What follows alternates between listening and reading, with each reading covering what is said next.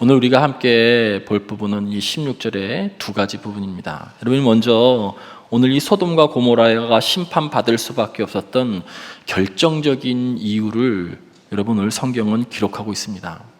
그것은 부르짖음 때문입니다. 18장 20절 말씀에 여호와께서 또 이르시되 소돔과 고모라에 대한 부르짖음이 크고 그 죄악이 심히 무거우니.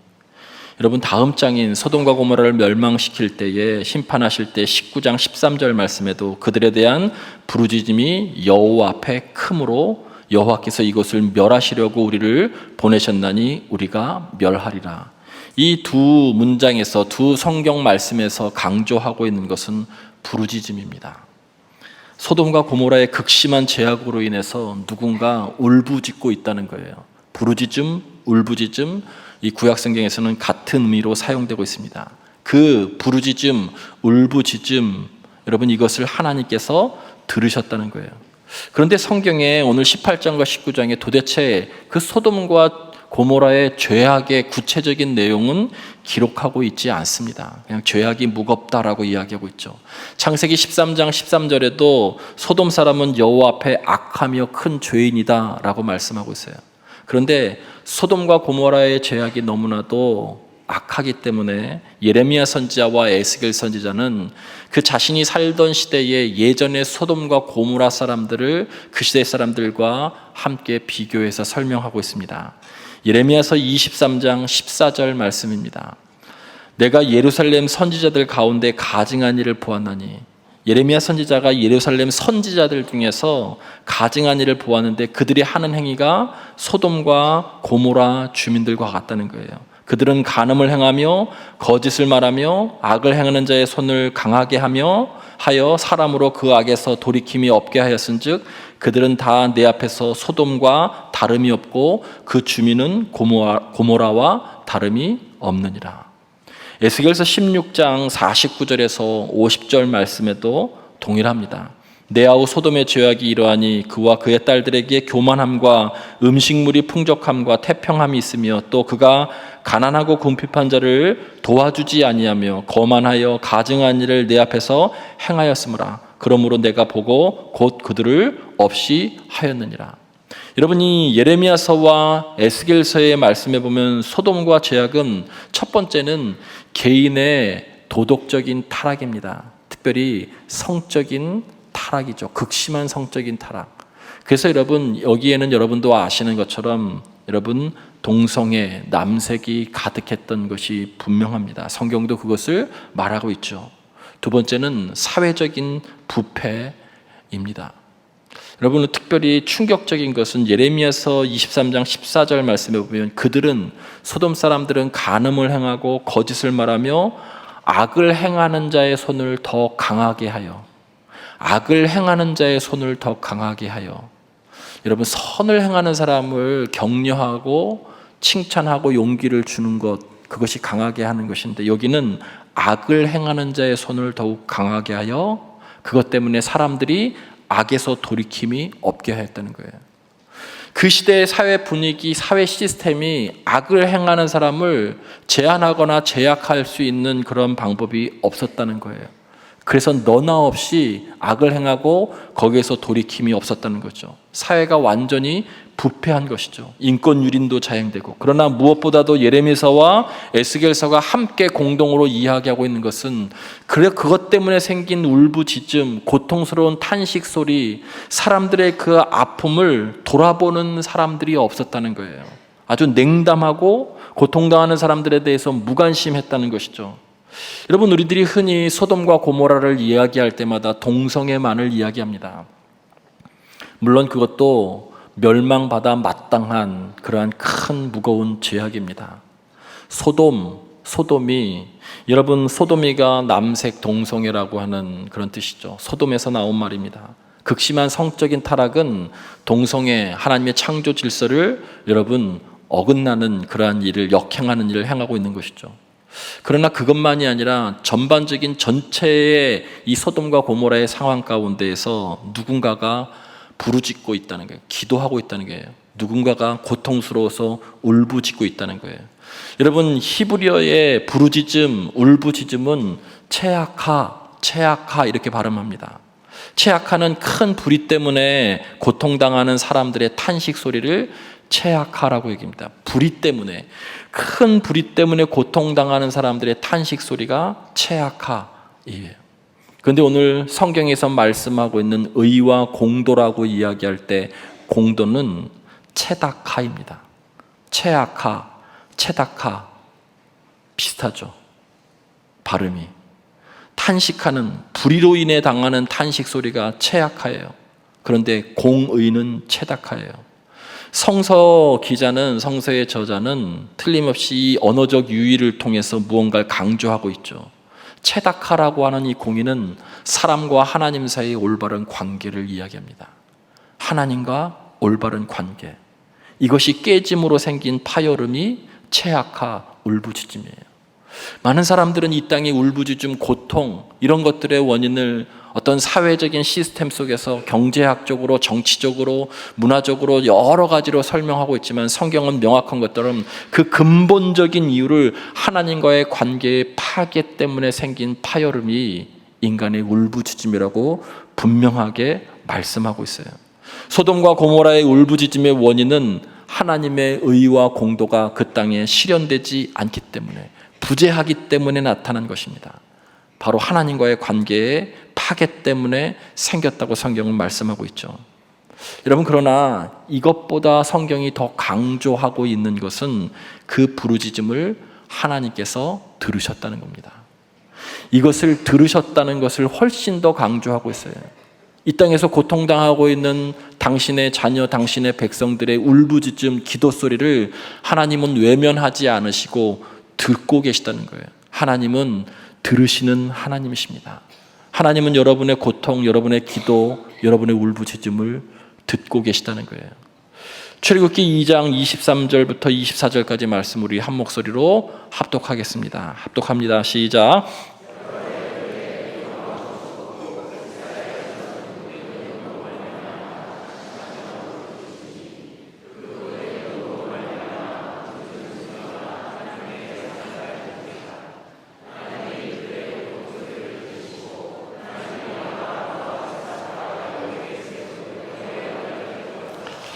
여러분, 여기에서도 고통 소리를 들으시고 부르짖음을 들으셨다는 게 상달되었다는 거예요. 이스라엘 백성들이 야곱 시대 이후에 애굽에 들어가서 여러분 400여 년 동안 숱한 고통을 당하고 있을 때 하나님은 외면하지 않고 그들의 고통 소리를 들으셨다는 거예요. 그들의 고통 소리, 그들의 기도 소리를 들으시고 하나님은 그의 조상 아브라함과 세우신 언약을 기억해서 드디어 하나님께서 이 출애굽의 역사에 직접적으로 개입하기 시작하셨던 거예요.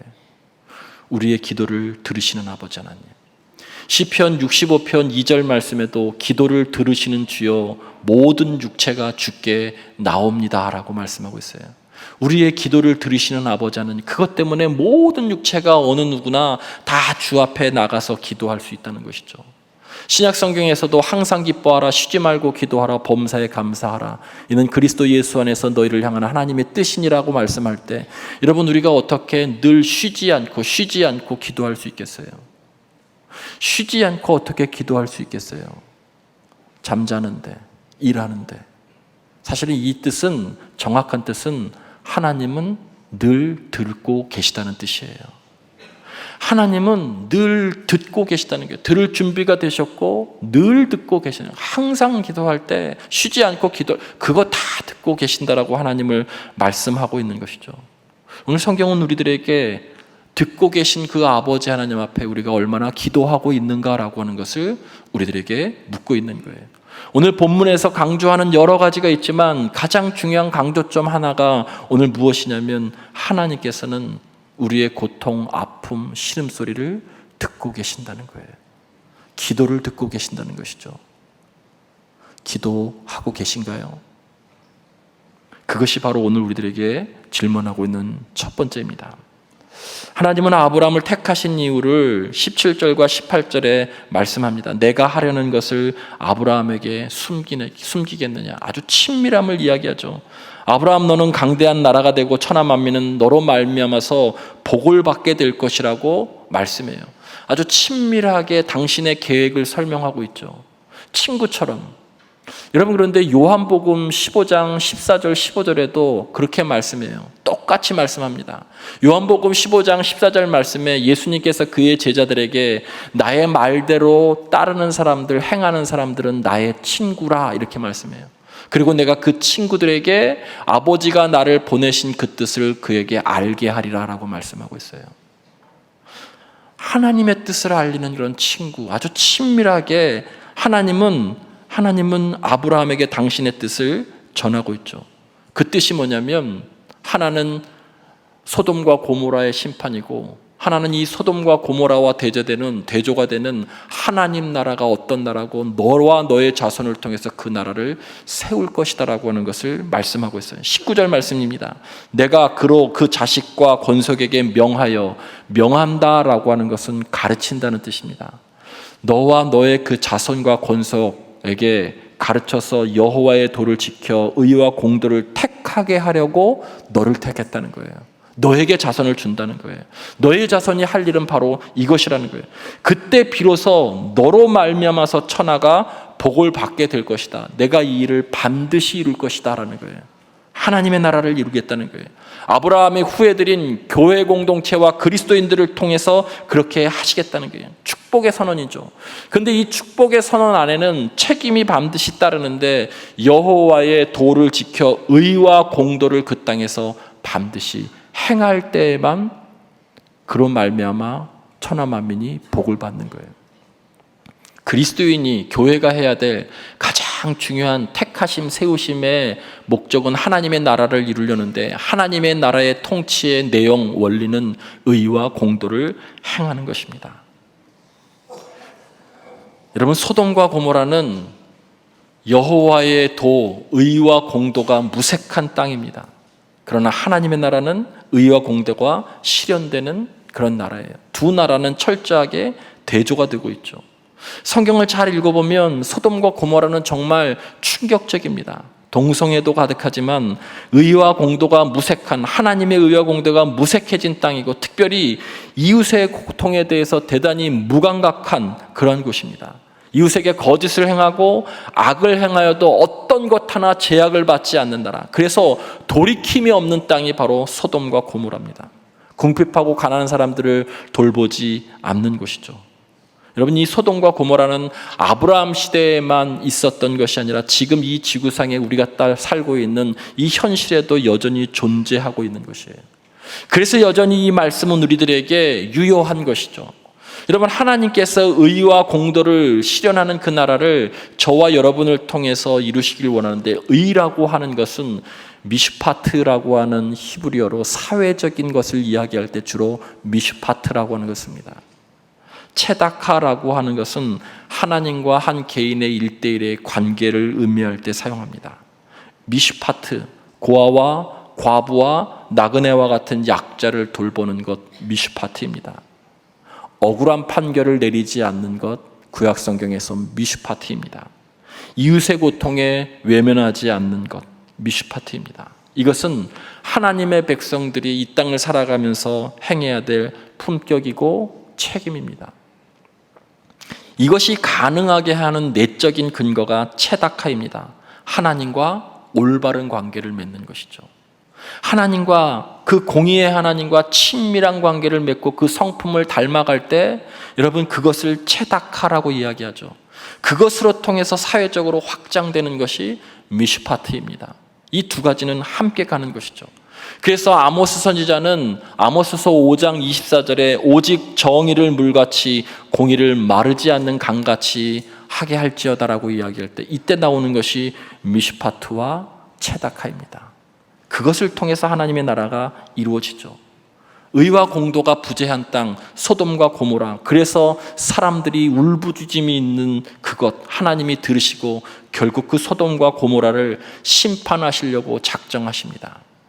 그런데 이때 아브라함이 하나님께 나와서 하나님과 이 사람 사이의 중재자로 나섭니다. 23절과 25절은 한마디로 이렇게 하나님의 심판에 대해서 의의를 제기하죠. 아니 어떻게 공의의 하나님이 의인과 악인을 함께 멸하십니까? 아무리 저 소돔과 고모라가 이 심판받기에 마땅한 죄악이 가득해도 그 안에도 분명히 의인이 있지 않겠습니까? 이 전체를 심판하면 결국에 하나님 의인도 결국 심판을 당하게 되는 것 아닙니까? 이것은 정의의 하나님으로서는 부당합니다. 부당하다는 표현을 2번이나 쓰고 있어요. 부당하오며 부당합니다. 하나님은 정의의 하나님 아닙니까? 어떻게 의인을 악인과 함께 심판하십니까? 그러니 이 심판에 대해서 제고해 주십시오. 한쪽으로는 하나님의 공의적인 속성을 제기하고 또 한쪽으로는 하나님의 그 긍휼, 자비의 속성에 매달리고 있는 것이죠. 여러분, 그래서 오늘 성경을 읽어보면 무려 6번에 걸쳐서 하나님이 아브라함과 더불어서 논쟁이에요. 이것을 중보기도라고도 이야기하죠. 하나님께서 아브라함이 하나님께 이 소돔과 고모라에 멸하시는 것을 멈춰달라고 기도를 하는 것이죠. 중재자의 역할을 감당하는 것입니다. 그런데 여기까지가 오늘 본문의 내용입니다. 여러분, 우리들에게 이 말씀이 어떻게 오늘 적용될 수 있을까를 함께 나누겠습니다. 첫 번째는요, 왜 의인의 숫자가 50명, 45명, 40명, 30명, 20명, 10명 여기에서 그쳤을까요? 그 안에 하나님 5명의 의인이 있어도, 하나님 2명의 의인이 있어도 결국 전체를 멸하시다 보면 의인도 함께 멸하는 것이기 때문에 이것은 부당한 것이 아닙니까? 계속 따져 물었어야 되는데 아브라함은 10명에서 그쳤어요. 왜 10명에서 그쳤을까라는 거예요. 이스라엘 백성들이 나라를 잃고 전 세계에 흩어지는 디아스포라의 삶을 살 때에 여러분, 하나님께 예배할 수 없었을 때 지역마다 유대인들이 10명 있으면 회당을 거기다가 짓고 거기서 하나님의 말씀을 나누었어요. 그 최소의 단위가 10명이었어요. 그러나 단순히 이것은 10명이라고 하는 숫자를 의미하는 것이 아니고요, 10명이라고 하는 그 상징 속에는 공동체를 의미합니다. 공동체를 이룰 수 있는 최소한의 그러한 조건인 거예요. 결국 그렇게 해석한다면 어떤 뜻이냐면, 여러분 오늘 성경도 잘 읽어보시면 그 성경에 50명 있으면 온 지역을 멸하지 않겠습니까? 지금 모두가 다 부패했는데 하나님 50명이 그 안에 의인이 있으면 그 50명 때문에 온 지역을 멸하는 것을 하나님께서 유보하시겠습니까? 이렇게 물어봐요. 50명 때문에 온 지역을. 그 다음 성경에 보면 하나님 45명이 있다고 한다면 온 성읍을 멸하지 않겠습니까? 그 45명, 40명 때문에 온 성읍을 하나님 유보할 수 있겠어요? 하나님 그렇게 하시겠다고 말씀하세요. 이 말씀을 우리들에게 적용한다면 하나님 이 땅에 하나님 앞에 온전하게 예배하는 경건한 작은 믿음의 공동체, 그 교회 하나라도 있다면 이 나라를 멸하지 않으시겠습니까? 이 질문인 거예요. 하나님 정말 하나님을 경외하고 하나님의 뜻에 따라가는 작은 믿음의 공동체가 단 하나라도 있다면 이 온 지역, 온 성읍을 하나님 멸하지 않겠습니까? 하나님 그렇게 하시겠다는 거예요. 자, 우리 교회에게 적용하면 우리 교회가 그 믿음의 공동체라고 한다면, 이 나라의 그 작은 믿음의 공동체라고 한다면 여러분 이 나라는 심판받지 않을 겁니다. 자신 있으세요?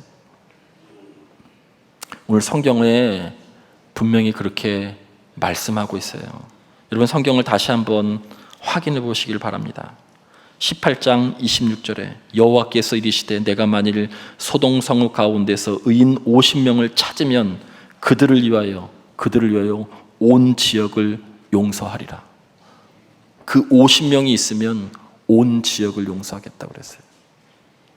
28절에도 50의인 중에 5명이 부족하다면 그 5명이 부족함으로 말미암아 온 성읍을 멸하시리까 이르시되 내가 거기서 45명을 찾으면 멸하지 아니라 온 지역 온 성읍 의인이 있으면 멸하지 않겠다는 거예요. 작은 믿음의 공동체, 정말 최소한 하나님께 예배하고 하나님의 뜻을 따르는 그 공동체 하나가 온 지역과 온 성읍을 살릴 수 있다는 거예요. 교회가 그것을 위해서 부름받은 겁니다. 그리스도인이 그것을 위해서 부름받은 겁니다. 그 교회가 정동제일교회이기를 주의 이름으로 간절히 축원을 드립니다. 여러분이 이 아멘함이 명확하다면 이 나라는 결코 망하지 않을 거예요. 우리가 불안하고 염려하고 있지만 우리가 온전히 하나님 앞에 예배하고 기도하는 그런 믿음의 공동체라고 한다면 이 나라 이 민족은 여러분으로 인해서 여러분 끝까지 지켜질 것입니다.